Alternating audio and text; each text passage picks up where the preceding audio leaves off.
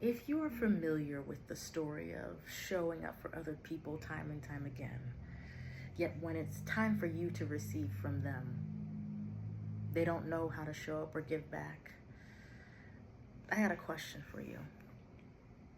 Are you a don't worry about it person? When someone asks, hey, how much do I owe you? Do you say, oh, don't worry about it?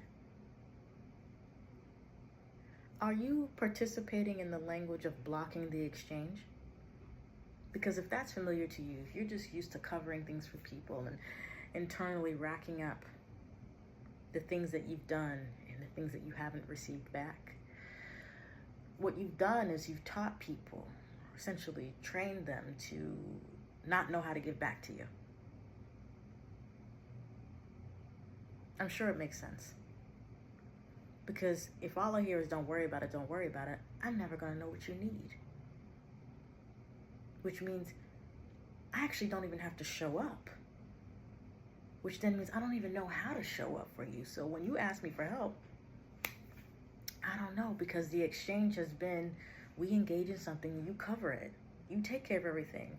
Because we're still feeding that narrative that I have to do everything by myself, right?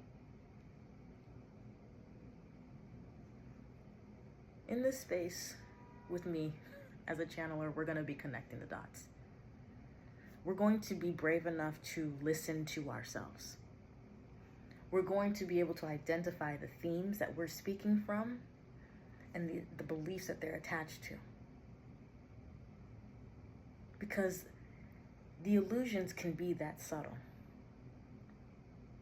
It can be that subtle. Just don't worry about it. It's your way of promoting the idea that you don't like talking about finances. You don't like talking about money. And then we wonder why it's such a struggle to have it consistently show up in our lives. Self-assessment can feel safe. And it's my duty, as of right now, to promote this. And what is going to be required for self-assessment is time off. Time off so you can pull back and actually start looking at your internal ledger. Understanding how you've been participating in these energetic transactions. And then allowing yourself to emerge as somebody else who actually feels wealthy, who knows what they have to offer, and who doesn't doubt their value, no matter what is happening. You're going to learn how to rest here. And it starts with this.